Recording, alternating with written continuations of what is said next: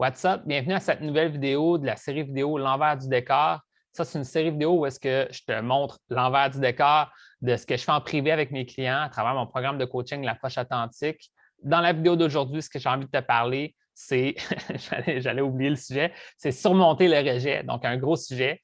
J'ai pris des notes à l'écran, c'est pour ça que je pointais. Dans le fond, c'est un gros sujet, puis je dédie une ressource complète pour parler de ce sujet-là parce que il y a un énorme poids face au rejet qu'il faut s'enlever, dans le fond, puis il faut sûrement voir les choses différemment.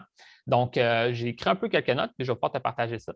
Dans le fond, pourquoi parler du rejet? Bien, c'est parce que c'est inévitable que tu vas vivre des situations où est-ce que tu ne te sens pas vu à ta juste valeur. Donc, au final, tu avais des attentes face à une situation, puis la personne, bien, elle ne veut pas aller plus loin ou elle refuse. Tu sais. Puis ça, bien, des fois, ça peut faire vraiment mal au niveau de l'image qu'on a de soi, c'est ce qu'on pourrait appeler l'ego ou l'estime de soi.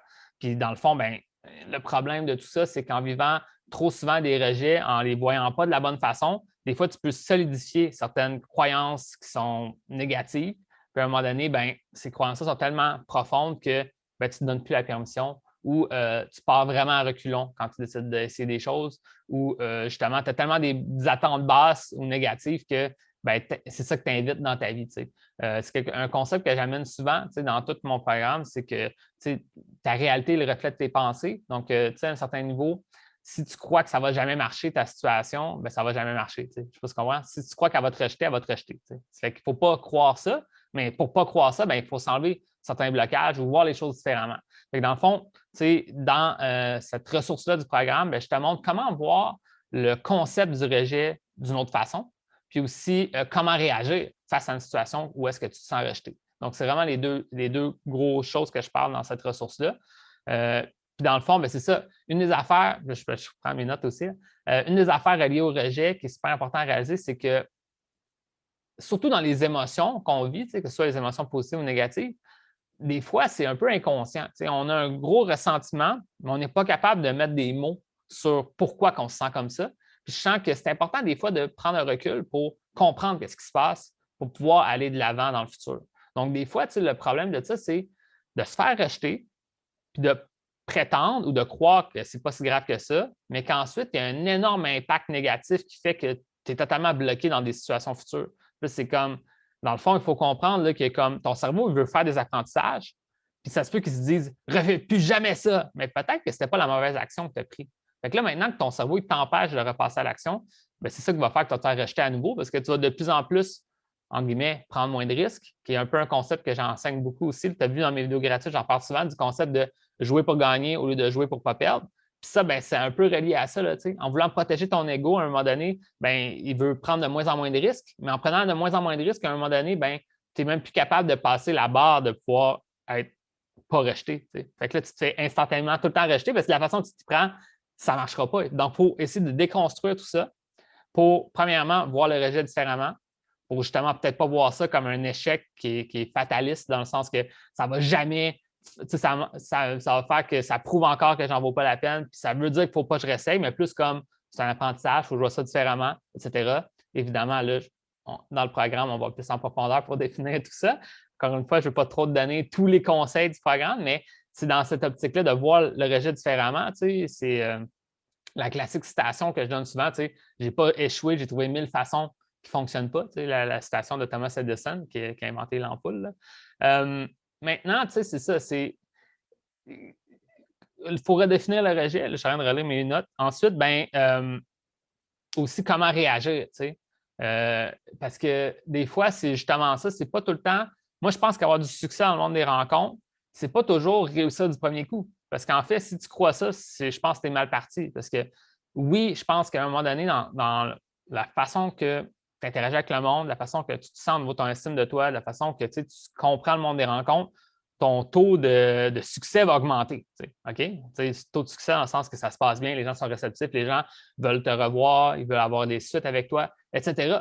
Oui, mais en même temps, c'est inévitable que ça se peut que ça ne marche pas à certains moments. Puis surtout au début, ça se peut que ça ne marche pas plus souvent que ça marche, malheureusement.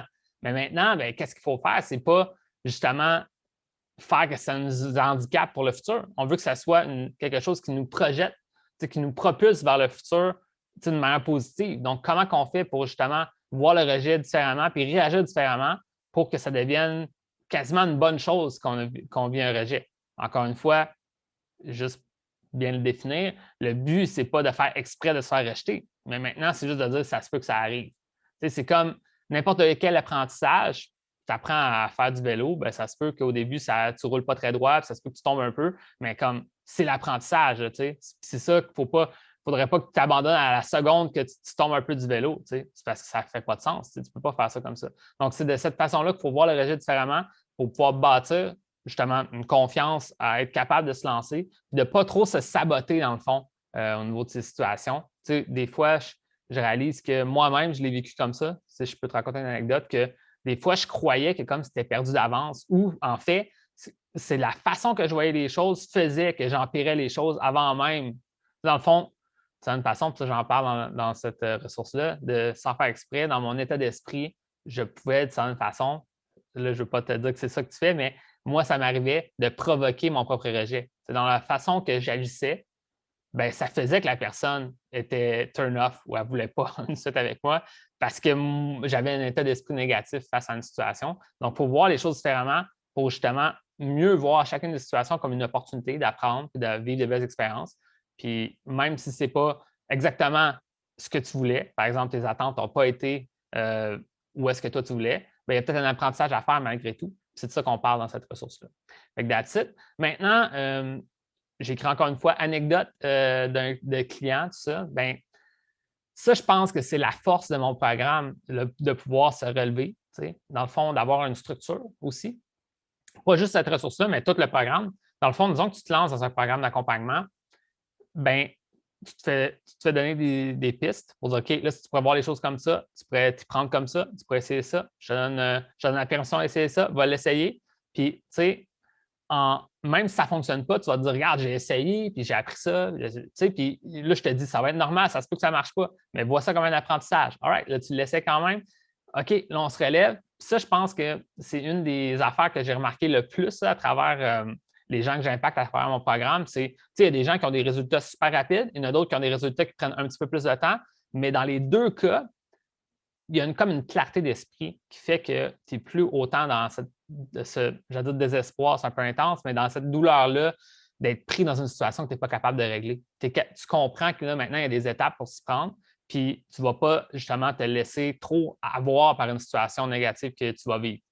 C'est sûr certain qu'il y a des situations négatives que tu vas vivre et que tu trouves ça très plate. Moi, j'ai en tête un client que lui, il n'avait aucune expérience avec les femmes. Il a fini par rencontrer une ou deux rencontres. Après, il a rencontré une femme qu'il a commencé à fréquenter. Puis là, ils ont même eu, se sont rendus à l'intimité, etc. Mais à un moment donné, elle a décroché. Puis finalement, ben, ça n'a pas fonctionné. Puis c'est sûr, c'est super triste. Mais en même temps, c'est comme une très grande fierté de son côté de s'être rendu là avec une femme. Avant, il n'y avait aucune expérience, puis il était dans la mi-vingtaine. C'est un peu comme moi quand j'ai décidé de changer ma situation. Jusqu'à 25 ans, je n'avais aucune expérience. Puis, moi, le fait d'être rendu à avoir un rendez-vous avec une femme, c'était nice. Le fait de me rendre à plus avec une femme, c'était nice aussi. Puis, oui, quand une femme ne voulait pas me revoir, c'était vraiment triste, mais en même temps, le problème, je pense que je peux voir de beaucoup d'hommes, c'est des fois, c'est d'être pris dans un pattern où est-ce que dès qu'ils vivent un certain échec, ils ont un rejet, bien là, c'est comme ça sabote toutes les prochaines relations, puis en plus, ça les empêche de rencontrer à nouveau pendant des mois, même des années. J'ai un de mes clients, je me rappelle, il disait que ça faisait 6 ans qu'il n'avait pas fait de rencontre. Je suis comme là, 6 ans, c'est beaucoup. Là, à un moment donné, c'est comme il faut s'enlever ça, il faut donner la permission. Puis moi, dans mon approche, ce qui pourrait me comparer, si je compare à d'autres personnes qui offrent de l'aide aux hommes, mon approche va te permettre de prendre un recul sur ta situation, mais en même temps, il faut comprendre que je pense que c'est dans la pratique que ça va changer.